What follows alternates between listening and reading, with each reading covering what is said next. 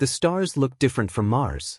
Captain Elena Reyes had known they would, of course, had studied the simulations, had prepared herself mentally for years, but knowing and seeing were two different things entirely. She stood at the viewport of the MSS Poseidon, the flagship of humanity's first interplanetary water expedition, watching as the red dust of the Martian surface whipped across the landing site below. Beautiful, isn't it? Commander Daniel Chun appeared beside her, his weathered face illuminated by the soft glow of Mars' smaller moons. Hard to believe we're actually here. Elena nodded slowly. Beautiful and terrifying. 20 billion people back home are counting on us finding what the probes detected. She didn't need to elaborate. They all knew the stakes. Earth, once blue and vibrant, had been transformed by decades of climate catastrophe. The freshwater crisis had escalated beyond even the most pessimistic predictions. Nations that once squabbled over oil now waged silent wars over aquifers and river rights. The discovery of what appeared to be massive subsurface ice reservoirs on Mars had changed everything. Humanity's last, desperate hope now rested with the 12 vessels of the Aqua Armada, the most advanced fleet ever assembled, crewed by the best minds Earth had to offer, and perhaps the most dangerous individuals as well. The teams assembled in the briefing room, Daniel said, breaking the silence. Dr. Rivera is about to present the first deep scan results. Elena took one last look at the alien landscape before following him through the pressurized corridors of the Poseidon. The ship still smelled new, a strange mixture of metal, plastic, and recycled air that hadn't yet taken on the lived-in quality of older vessels. As they walked, crew members snapped to attention. These weren't ordinary scientists or engineers. Every person aboard had been selected not just for their technical expertise, but for another set of skills entirely, skills that most civilians back home would find disturbing. The briefing room buzzed with tense conversation when they entered. 30 faces turned toward them. Geologists, hydrologists, engineers, and security personnel, all with the same haunted look in their eyes. These were people who had seen what humanity was capable of when water became scarce. People who had done things they never spoke about. Dr. Sofia Rivera stood at the front of the room, her holographic display already initialized and waiting. The chief hydrologist had been the first to theorize that Mars might hold the answer to Earth's water crisis. "Captain on deck," someone called, and the room fell silent. "As you were," Elena said, taking her place at the head of the table. "Dr. Rivera, show us what you found." Sophia nodded, her fingers dancing through the holographic interface. A three-dimensional model of their landing site appeared, then expanded to show layers beneath the surface. "The preliminary scans confirm what the orbital probes suggested," she began, her voice steady despite the enormity of what she was presenting. "Approximately 1.8 kilometers beneath our position is what appears to be a massive ice deposit. Conservative estimates put it at roughly 12 cubic kilometers of frozen water." A collective murmur swept through the room. 12 cubic kilometers would be enough to supply millions of people back on Earth. "However," Sophia continued, and the room fell silent again, "there's something else." She zoomed in on an area of the model, enhancing a section that showed unusual formations within the ice itself. "These structures don't match any natural formations we know of. They appear to be artificial." The room erupted in questions, but Elena raised a hand for silence. "Artificial how, Doctor?" "Geometric patterns. Regular intervals. Symmetry that doesn't occur naturally." Sophia's eyes met Elena's. "Captain, I believe someone, or something, has been here before us." Lieutenant Alex Wolf, head of security, leaned forward. The former Special Forces operative's voice was low, controlled. "Are we talking about alien technology?" "I'm saying these structures show signs of intelligent design," Sophia clarified. "And they appear to be integrated with the water ice in a way that suggests, they might be part of a system." "A water management system?" Elena asked. "Possibly. Or a defense system," Daniel finished for her. The weight of those words settled over the room like a physical presence. Humanity had come to Mars desperate and armed with Earth's deadliest fleet, prepared to extract the resources they needed at any cost. What if someone else had already claimed those resources? Before anyone could respond, a low rumble vibrated through the ship's hull. At first, it seemed like another Martian dust storm intensifying outside. Then the deck plates began to tremble beneath their feet. Status report. Elena barked into her comm unit. The response from the bridge came back fragmented, broken by static. Captain, something's surface, moving. The ship's alert system blared to life, bathing the briefing room in pulsing red light. All personnel to action stations, Elena ordered, already moving toward the door. This is not a drill. As the crew scrambled to respond, Elena caught Daniel's eye across the chaos of the room. They both knew what this meant. Humanity's desperate mission for Mars water had just become something else entirely, and whatever awaited them beneath the red planet's surface had been waiting a very long time. Elena sprinted down the corridor toward the bridge, her heart pounding in her chest. The vibrations had intensified, changing from a distant rumble to a deliberate rhythm that seemed to echo through the ship's superstructure. Crew members braced themselves against walls as the deck plates shuddered beneath their feet. "Talk to me," she demanded as she burst onto the bridge. Lieutenant Patel, her navigation officer, was frantically working the sensor array. "Something's rising from beneath the surface, Captain," Patel said, her voice strained but professional. "About 2 kilometers southeast of our position." Elena leaned over the display. The holographic terrain map showed a disturbance in the Martian soil, a circular area nearly 50 meters across where the ground was shifting. "Put it on the main viewer," she ordered. The forward screen flickered to life, showing exterior camera feeds. The red landscape was being transformed as something massive pushed upward through layers of Martian regolith. Dust clouds billowed outward, obscuring much of the view, but occasional glimpses revealed gleaming metallic surfaces catching the pale sunlight. "All ships, this is Poseidon Actual," Elena broadcast to the other 11 vessels of the fleet, scattered across the Martian surface near other potential water sites. "We have unknown activity at our location. Go to defense condition 2. Maintain position but prep for emergency departure." Commander Chen appeared at her side, his tablet displaying rapidly changing sensor data. "Energy readings are off the charts, Captain." "Whatever that thing is, it's powered by something we've never seen before." 5 years ago, Elena had been commanding water protection operations in the Arizona desert back on Earth. She'd seen resource wars up close, watched as desperate people did unthinkable things when their families were dying of thirst. That experience had earned her this command, but nothing in her past had prepared her for this moment. "Dr. Rivera," she called over her shoulder. The hydrologist was already working at a science station, correlating the emerging object with her subsurface scans. "It's connected to the structures I detected," Sophia confirmed, her fingers flying across the controls. "This appears to be some kind of access point. Or perhaps a control node." Through the swirling dust, they watched as a structure continued to rise from the ground.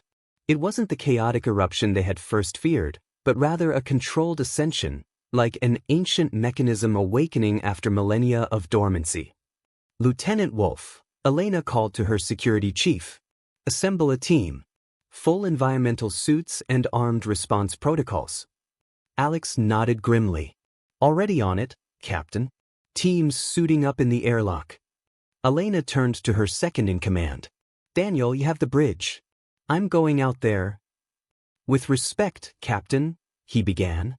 "This is first contact, Commander," she cut him off. "And I need my best scientist with me." She glanced at Sophia, who was already closing down her workstation. "We'll maintain communication at all times. If anything goes sideways, your orders are to protect the fleet and the mission." Daniel understood what she wasn't saying aloud. The water on Mars represented humanity's best hope. If there was a threat to that mission, the needs of billions back on Earth outweighed their individual lives. 10 minutes later, Elena stood in the airlock with Sophia and a 6-person security team led by Alex Wolf. Their environmental suits were the newest models, designed not just for the harsh Martian conditions but for combat situations as well. The integrated weapons systems felt like an obscene addition to scientific equipment, but Earth's desperate situation had long ago erased such distinctions. Remember, Elena said over the team comm as the outer door began to cycle, we're here to observe and assess. No aggressive actions unless I give the order. The Martian atmosphere hit them as they stepped outside, thin, cold, and laden with the fine dust that now filled the air around the landing site. Through their visors, they could see the structure more clearly. It had stopped rising and now stood approximately 20 meters high, a smooth, cylindrical tower with a surface that seemed to shift colors as they watched, reflecting the ruddy landscape one moment and turning to a deep, almost liquid blue the next. Incredible, Sophia whispered. The material properties alone are beyond anything we've developed. They approached cautiously, weapons ready but lowered. Elena felt the weight of the moment, perhaps the most significant in human history. Not just because of what this alien technology might mean for science, but because of what it might mean for Earth's survival. As they drew closer, Elena noticed patterns across the tower's surface, intricate lines that seemed to pulse with energy. They reminded her of the irrigation canals constructed in Earth's deserts, desperate attempts to channel what little water remained to where it was most needed. Captain, Alex said, his voice tight with tension, look at the base. The tower wasn't simply sitting on the Martian soil.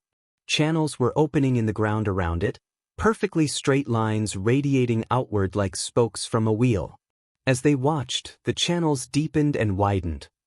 It's accessing the subsurface water deposits, Sophia said, her scientific curiosity momentarily overtaking her caution. She stepped forward with a sensor device extended. That's when they heard it, not through the thin Martian atmosphere, but somehow directly through their suit communications. A series of tones, mathematical in their precision, repeated 3 times. Is that? Elena began. Communication, Sophia confirmed. It's trying to communicate. The tower's surface rippled, and a seam appeared down its center. As the team watched, frozen between wonder and fear, the seam widened. Something was emerging from within. Steady, Elena ordered as the security team raised their weapons instinctively. Hold your positions. The seam in the tower widened, revealing a soft blue glow from within. Elena's hand moved instinctively to her sidearm, but she forced herself to remain still. First contact situations had been theorized, wargamed, and debated for centuries, but now that humanity was actually facing one, all those discussions seemed woefully inadequate. Captain, Alex whispered through the comm, recommend immediate withdrawal to establish a defensive perimeter. Elena held up her hand, signaling him to wait. Let's see what we're dealing with first. What emerged wasn't what any of them expected. Rather than some alien entity, a slender mechanical probe extended from the opening, no thicker than Elena's arm and composed of the same color-shifting material as the tower itself. Its tip formed and reformed, like liquid metal searching for a shape. It's scanning us, Sophia said, her sensors aimed at the probe. Electromagnetic, thermal, wait, it's also using some kind of acoustic technology I've never seen before. The probe moved slowly, hovering before each team member briefly before moving to the next. When it reached Elena, it paused longer. She stood perfectly still, fighting the urge to step back as the tip of the probe transformed into a flat, mirror-like surface that reflected her helmet visor back at her.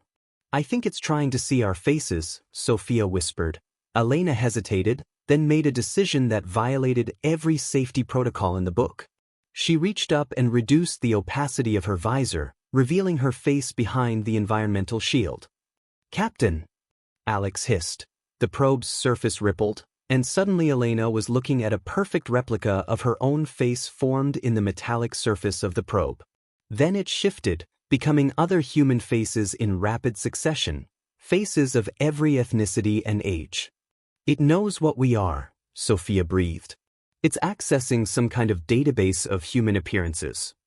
The probe retracted suddenly, disappearing back into the tower. The seam sealed itself seamlessly, leaving the structure once again smooth and unbroken. What does it mean? Alex asked, his weapon still raised. Before anyone could answer, their comms crackled with Commander Chen's urgent voice from the Poseidon. Captain, we're detecting energy spikes across the landing zone. Something's happening with the Martian surface. ground-penetrating radar shows movement in the subsurface water reserves. As if to confirm his words, the channels radiating from the tower's base suddenly filled with a glistening liquid that caught the dim Martian sunlight. Water, Sophia gasped, dropping to one knee to scan the flowing streams. It's pure water, Captain. Elena stood transfixed as the liquid flowed outward in all directions, following the channels that now extended beyond their field of vision. A moment of hope seized her. Was this a gift? An offering? That hope was shattered by Alex's shout. Look! The tower was changing again, its surface rippling like disturbed water. Sections bulged outward, forming what looked unmistakably like weaponry, barrels, apertures, and targeting arrays that swiveled with mechanical precision toward the ships. Elena realized with horror. It's targeting our ships. She keyed her comm urgently. All vessels, defensive measures now. Prepare for immediate. Her order was cut short as the ground beneath them lurched violently. More towers were emerging across the landing zone, smaller than the first but rising rapidly from the red soil, each one bristling with the same weapon-like protrusions. Fall back. Elena ordered, backing away from the first tower. Get back to the Poseidon. They turned to run, but stopped short. The path back to their ship was blocked by two newly risen structures, both oriented toward the MSS Poseidon with what looked unmistakably like weapons ports glowing with building energy. Helena's mind raced. The calm, scientific approach had failed. Diplomacy wasn't an option when you couldn't communicate. All that remained was survival, the same brutal calculus that had driven Earth's water wars. Lieutenant Wolf, she said, her voice gone cold with decision, neutralize those towers. Alex didn't hesitate. He signaled to his team, and they deployed in a practiced formation, activating the offensive capabilities of their suits. Elena had always hated that humanity's first steps on Mars would be made by soldiers, but now she was grimly grateful for their presence. Dr. Rivera, get back to the ship, Elena ordered. Tell Commander Chen to power up the main excavation laser. If we can't have the water peacefully, we're taking it by force. Sophia stared at her in shock. Captain, we don't know what we're dealing with. This could be a misunderstanding, or some automated defense system. If we attack, billions will die on Earth without this water, Elena cut her off. I won't sacrifice them for an alien technology we don't understand. The security team opened fire on the nearest towers, their specialized weapons designed to function in Mars' atmosphere. The energy blast struck the alien structures, but instead of damaging them, the towers seemed to absorb the attacks, their surfaces rippling and reforming. Our weapons aren't having any effect, Alex reported tensely.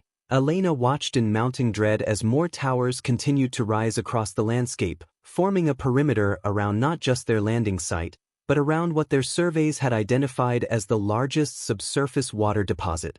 Her comms crackled again. Captain, this is Chen. The other ships are reporting similar structures emerging at their landing sites. The Amazon is under attack, some kind of energy weapon that's cutting through their hull. They're evacuating. The towers surrounding them began to emit a low, pulsing tone that Elena could feel through her suit. The sound was rhythmic, almost like a heartbeat, growing steadily louder and more insistent. It's the same mathematical sequence as before, Sophia said, but faster now. More urgent. The ground beneath them trembled again, but differently this time. A deeper, more profound movement that suggested something truly massive was shifting far below. Captain, Sophia's voice had dropped to a whisper as she stared at her scanning device. I'm detecting a power source activating beneath us. It's unlike anything I've ever seen. The energy readings are off the charts. Elena looked up at the towers surrounding them, their weapons now all oriented toward her team and the Poseidon beyond. The mathematical tones had reached a crescendo, and the water flowing through the channels had begun to glow with an ethereal blue light. Captain, Alex said, his voice tight with the strain of professional calm, we need to make a decision. Now. Elena stood at the precipice of humanity's most important moment, facing an alien intelligence that controlled the very resource they had come to claim. Attack and potentially destroy what might be their only salvation, or retreat and condemn Earth to slow death by thirst. the decision crystallized in her mind. She opened a channel to all ships of the Aqua Armada, her voice steady despite the weight of what she was about to order. "This is Captain Reyes. All ships prepare to—" Her words were cut short as the ground split open between them and the Poseidon, a chasm forming in the Martian soil that spewed forth not dust, but a geyser of pure water that shot hundreds of meters into the thin atmosphere, catching the sunlight and creating a rainbow that arced over the alien towers. The geyser of water continued to rise, defying Mars' weak gravity in a display that should have been impossible. Droplets cascaded down around them, pattering against their helmets and suits, actual water falling like rain on the parched Martian landscape. Elena stood transfixed, the order she'd been about to give dying on her lips. "Captain," Sophia gasped, her scanner forgotten in her hand, "this water, it's been modified at the molecular level. There are structures in it I've never seen before."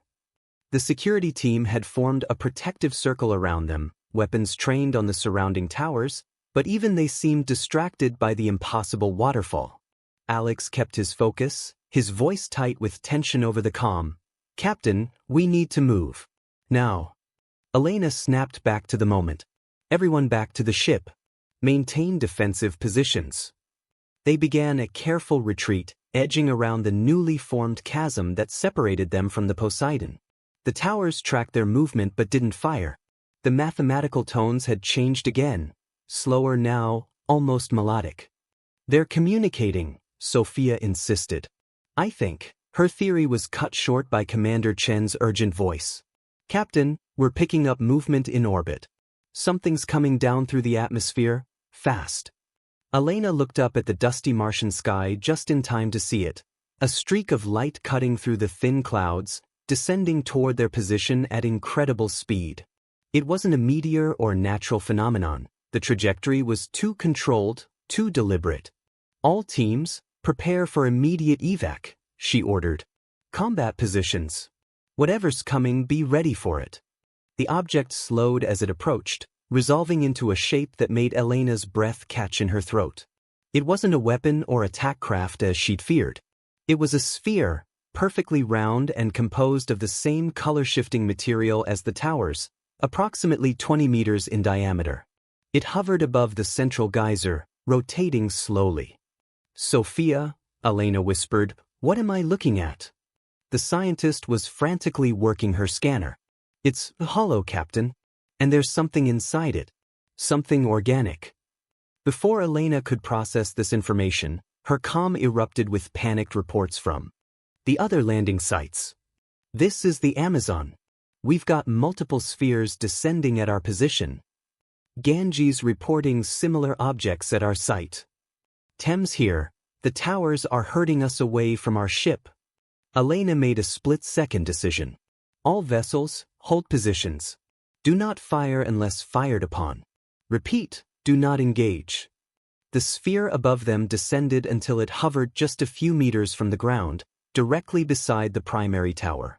The surface of both structures rippled in unison, and the mathematical tones reached a crescendo. Then something impossible happened.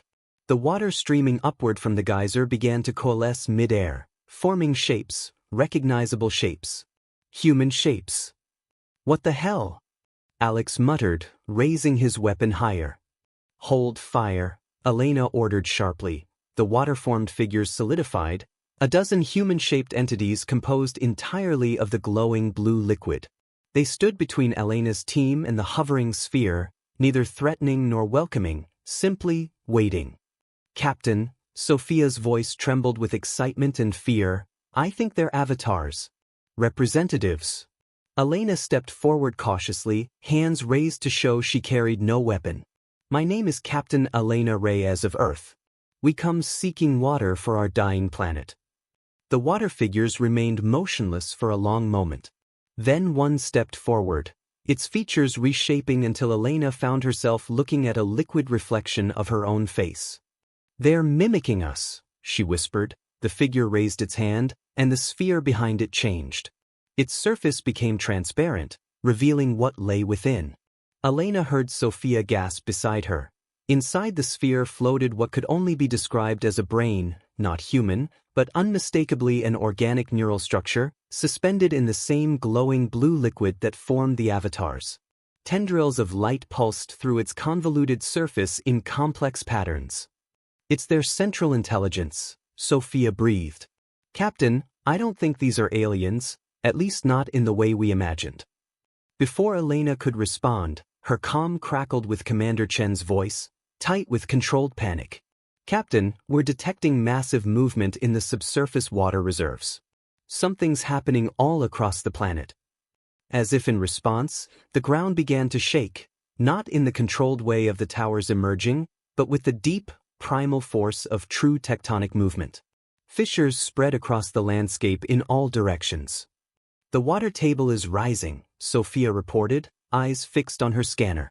"It's as if the entire subsurface reservoir is being pushed upward." Elena faced the water avatar, desperation overriding protocol. "Please. We need this water. Billions will die without it." The avatar tilted its head, studying her with eyes that held no pupils yet somehow conveyed deep intelligence.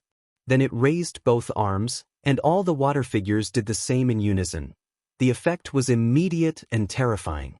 The ground beneath them lurched violently, throwing several team members off their feet. More chasms opened, wider and deeper than before, forming a network that spread in all directions. "Captain!" Alex shouted, pulling her back as the ground where she'd been standing split apart. Elena watched in horror as the Martian landscape fractured around them, creating an intricate pattern visible even from their position, channels and reservoirs in a design that looked hauntingly familiar.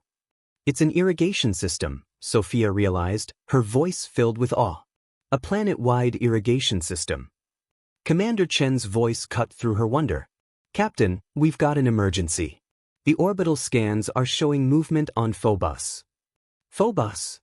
Elena repeated in confusion. "What kind of movement?" "Unknown, but it's—" Chen's voice cut out suddenly, replaced by static. "Poseidon, come in," Elena called urgently. "Commander Chen, report." Through the chaos, Alex pointed to the sky. "Captain, look." Elena raised her eyes to see what should have been impossible. Phobos, Mars' largest moon, visibly moving in the sky, its orbit shifting in a way that defied celestial mechanics. The avatar stepped closer, its watery hand extending toward Elena. When it spoke, the voice wasn't audible through the thin Martian atmosphere, but somehow resonated directly through their helmet comms, a voice that sounded like flowing water given speech. "You are not the first to come for water," it said. "But you may be the last to misunderstand its purpose." Elena stared in shock, a chill running through her that had nothing to do with the Martian cold. "What are you?" The avatar's face rippled, reshaping into something older, more primal, neither human nor alien, but something that transcended both categories. "We are the Guardians," it said. "And you have awakened something that has slept for millions of years." Behind the water figures, the neural sphere pulsed with increasing intensity. The towers surrounding them began to shift and reform, growing taller, more complex.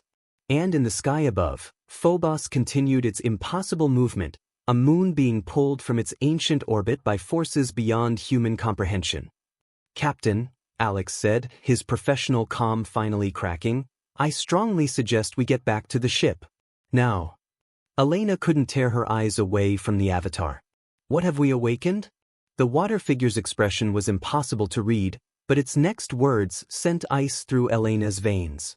"Mars was not always red," it said. "And it will not remain so if the cycle begins again." "Mars was not always red," the avatar had said. The words echoed in Elena's mind as she stared at Phobos shifting in the sky above them. "What does that mean?" she demanded, stepping forward despite Alex's restraining hand on her arm. "What cycle?" The water avatar's face rippled, taking on an expression that might have been sadness. "Your world suffers as this one once did. The water cycle broken, the balance lost." Before Elena could respond, Sophia gasped, her eyes fixed on her scanner. "Captain, these readings, the molecular structure of this water. It's not just H2O. There are nanoscopic machines throughout it, billions of them." "Machines?" Elena echoed. Life and machine joined, the avatar said. As we are joined. The neural sphere behind the avatars pulsed with increasing intensity, its light synchronizing with the towers across the landscape. The ground shook more violently, and in the distance, Elena could see more geysers erupting from newly formed fissures. Poseidon, come in, she tried again, but her calm remained filled with static. The security team had formed a tight circle, weapons ready but useless against the forces surrounding them. Elena made a decision. We need to get back to the ship, she ordered. Now. They began moving along the edge of the chasm, trying to circle back toward the Poseidon. The water avatars watched but made no move to stop them. Captain, Alex said quietly, the other ships are reporting similar phenomena. The Thames has lost contact with Earth. The Amazon's captain is requesting permission to use their excavation lasers on the towers. Denied, Elena. Aid immediately. We don't understand what we're dealing with. Neither does Earth, Alex countered. And they're dying without this water. Elena's response died in her throat as the ground ahead of them split open, cutting off their path back to the ship. Behind them, the water avatar spoke again. Your choice approaches, Captain Elena Reyes of Earth. As it approached for us long ago. Elena turned back. What choice? What happened here? The avatar gestured, and the air between them shimmered. Images formed, Mars as a blue planet, oceans covering its surface, green landscapes, and cities unlike anything humans had built. Then destruction, climate collapse, desperate attempts to control water, wars that scared the surface. Finally, a solution, the creation of the Guardians, a melding of Martian consciousness with machines designed to manage water at a planetary scale. We were the last of our kind, the Avatar said. Our bodies gone, our minds preserved. For eons we have waited, maintaining what remains, preventing total loss.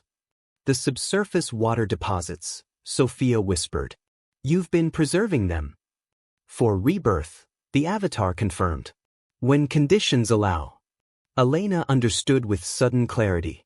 You're terraforming Mars. Slowly, over millions of years. That's why you're moving Phobos, to change the tidal forces, to help reshape the planet. The cycle must complete, the Avatar said. The water must return to the surface, so life may begin again. A new voice cut through Elena's calm, not from her team or the Poseidon, but from another ship of the fleet. This is Captain Thornton of the Amazon. We have established targeting solutions on the primary structures at our location. All ships prepare to fire on my mark. Elena's blood ran cold. Thornton, this is Reyes. Stand down immediately. These structures are part of an ancient terraforming system. If you attack them, we don't have time for ghost stories, Reyes, Thornton cut her off. Earth needs this water now, not in some alien's million-year plan. Listen to me. Elena shouted. They're offering us a choice. The water avatar nodded slowly. The choice that faces all intelligent life, adaptation or extinction. The neural sphere began to rise higher, and around it, the towers shifted again. The flow of water increased, geysers erupting across the entire visible landscape. Thornton, hold your fire. Elena demanded. That's an order. No response came. But seconds later, a brilliant beam of light cut through the Martian atmosphere several kilometers away, the Amazon's excavation laser firing at the towers at their landing site. The effect was immediate and catastrophic.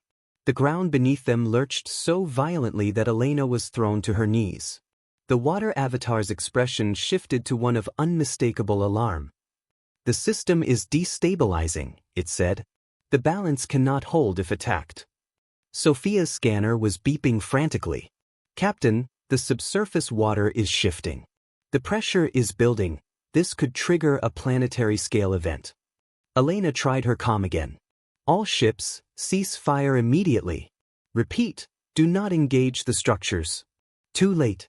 More beams lanced down across the horizon as other ships joined the Amazon's attack. The neural sphere pulsed erratically, and the water avatars began to lose cohesion, their forms wavering. You have chosen as we once did, the avatar said, its voice fading. Fear over understanding. The Avatar raised its arms, and the water from all the geysers suddenly reversed direction, flowing back into the Martian soil with impossible speed. The towers began to sink, descending back beneath the surface. "What's happening?" Alex demanded. That Sophia's face had gone pale behind her visor. "They're withdrawing, taking the water deeper. They're protecting it from us." The primary neural sphere rose higher, beyond their reach, its surface hardening from transparent to opaque. The mathematical tones from the towers changed to a single, sustained note that made Elena's teeth ache. "Please," she called to the retreating Avatar. "We can find another way. Cooperation, not theft." The Avatar paused, its form barely holding together. "There is another way," it said. "But not the one you sought." The sphere above them split open, and something fell from it, a small object that landed at Elena's feet. It was a crystalline cube, no larger than her palm, glowing with the same blue light as the water. "The knowledge of water," the Avatar said, its voice now barely audible. "Not to take, but to create. As we learned, too late for our world." Elena picked up the cube carefully. "I don't understand." "The molecules," Sophia whispered, scanning the cube. "Captain, this contains the blueprint for those nanomachines, the ones in the water. They're atmospheric converters. They don't just store water, they create it from component elements." Understanding dawned on Elena. Not a weapon or a defense system, but a gift, the same technology that had preserved Mars water for millions of years. "You're giving us the means to save Earth," she said. The Avatar's form was almost gone, just a shimmer in the thin Martian air. "Learn what we could not. Adapt." With those final words, the Avatar dissolved completely. The towers vanished beneath the surface, leaving only disturbed soil to mark where they had stood. The neural sphere rose into the atmosphere, accelerating toward Phobos, which continued its impossible movement in the sky. Elena stood clutching the crystal cube, barely able to process what had happened. Her calm suddenly cleared, Commander Chen's voice coming through. "Captain, what just happened? All the structures have vanished from our sensors. The water readings they're gone. The deposits have moved deeper than our scanners can reach." Elena looked at the cube in her hand, pulsing with gentle blue light. "Not gone," she said. "Just protected until we're ready." "Captain," Alex said tentatively, "the fleet is demanding answers. Earth will want to know why we're returning without the water we promised." Elena closed her fingers around the cube. "We're bringing something better. The knowledge to create it ourselves." As if in confirmation, the cube pulsed once, and a holographic display appeared above it. Molecular structures, chemical formulas, and engineering schematics beyond anything human science had achieved. "My God," Sophia breathed, looking at the display. "With this technology, we could restart Earth's water cycle. Not just extract water, but generate it where it's needed most." Elena stared up at the sky where Phobos continued its gradual shift into a new orbit, part of a plan operating on a timescale humans could barely comprehend. "Tell the fleet to prepare for immediate return to Earth," she ordered. "And inform them that the mission was a success, just not in the way we expected." As they made their way back to the Poseidon, the ground beneath them settled into stillness. The red dust of Mars swirled around their boots, covering the evidence of what had transpired. But in the distance, Elena noticed something impossible, a tiny green shoot pushing through the soil where one of the water channels had been. "Captain," Sophia called, pointing to the horizon. "Look." The thin clouds of Mars' atmosphere were changing, swirling in new patterns as moisture levels subtly shifted. Far in the distance, where the Amazon had fired upon the towers, a thin mist was forming, the first rainfall Mars had seen in millions of years. The choice had been made, not just for humanity, but for Mars as well. As Elena looked down at the crystal cube in her hand, she realized that they had found water on Mars after all, just not in the form they'd expected, and somewhere deep beneath the red planet's surface, the Guardians continued their ancient work, waiting for the day when two worlds might be ready to share the same precious resource that had shaped them both. 6 months had passed since the Aqua Armada's return to Earth. Elena stood at the window of the Global Water Commission's headquarters in Geneva, watching as rain fell steadily from clouds that hadn't existed 3 months ago. The crystal cube from Mars sat on a pedestal behind her, still glowing with that soft blue light, though now surrounded by Earth's most advanced scanning and analysis equipment. The Mexico Basin trials exceeded expectations, Dr. Rivera reported, joining Elena at the window. Sophia looked different now, more confident, her eyes bright with purpose rather than the desperate determination that had driven their Mars mission. Soil moisture up 40%, aquifer levels rising. The nanomachines are operating exactly as the simulations predicted. Elena nodded, watching raindrops trace patterns down the glass. Each drop contained billions of the microscopic machines, a technology beyond anything humanity could have developed on its own. Not weapons or tools of conquest, but a means of healing, of restoration. And the side effects? She asked. Sophia smiled. Minimal as we hoped. Some unexpected plant growth patterns, but nothing concerning. The machines seemed to recognize Earth's natural systems and adapt to them rather than forcing change. Not like humans had done, Elena thought. For centuries, they tried to bend nature to their will, resulting in the very crisis that had driven them to Mars. The irony wasn't lost on her. They'd gone searching for water to steal, only to find the means to restore what they'd damaged. Captain Thornton's hearing is scheduled for next week, Sophia said quietly. Elena sighed. Thornton and the captains who had followed her order to fire on the Martian towers had returned to harsh consequences. While some on Earth had championed them as heroes willing to do whatever was necessary to secure water for humanity, the prevailing view had shifted once the potential of the Guardian technology became clear. Will you testify? Sophia asked. Yes, Elena said. She made the wrong choice, but she made it for the right reasons. I'll make sure they understand that. A soft chime sounded from the communications panel on the wall. Elena touched it, revealing Commander Chen's face. Daniel, she greeted him with a smile. How's the observatory? Busy, he replied. You should see the data we're collecting on Phobos. Its new orbit is already affecting Mars' axial tilt, exactly as the Guardians intended. We're witnessing planetary engineering on a scale we've never imagined. The International Mars Observatory had been established within weeks of the Aqua Armada's return, dedicated to monitoring the changes beginning on the Red Planet. What had once been a mission of extraction had transformed into one of observation and learning. Any signs of the Guardians? Elena asked. Daniel shook his head. Nothing direct. The towers remain buried, but our deep scanning shows water movement continuing beneath the surface. They're still there, still working. Just not interested in talking to us anymore. Elena understood. Humanity had failed the first test, attacking when they should have listened. But the Guardians had given them a second chance anyway, not with Mars water, but with the knowledge to save their own. The UN Security Council voted on the Mars Protection Act this morning, Sophia said after Chen's transmission ended. It passed unanimously. No further resource extraction missions will be permitted. Elena smiled. It was a start. And Lieutenant Wolf's security team? Reassigned to the Water Protection Force. They'll be safeguarding the implementation sites. Protection rather than conquest, another shift in perspective that the Mars mission had brought about. Elena turned from the window as the door opened, admitting a group of scientists and government officials. The daily briefing was about to begin. Dr. Reyes, one of them, greeted her with the title she was still getting used to. After resigning her military commission, Elena had joined the scientific team analyzing the Guardian technology.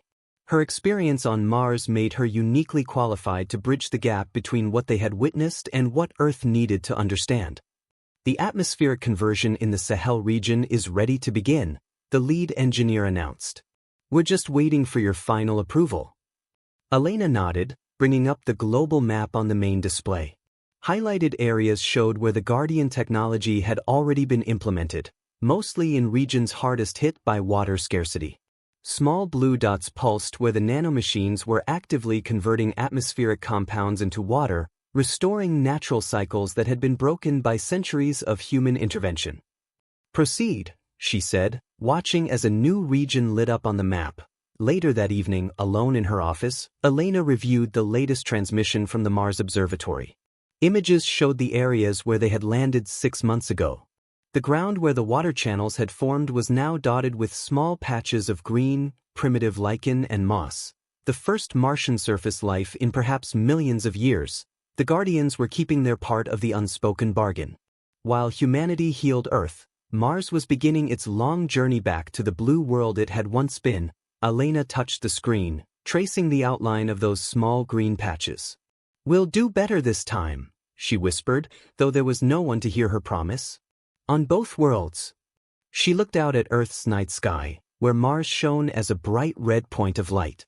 Someday, perhaps within her lifetime, that color would begin to change as water and life returned to its surface.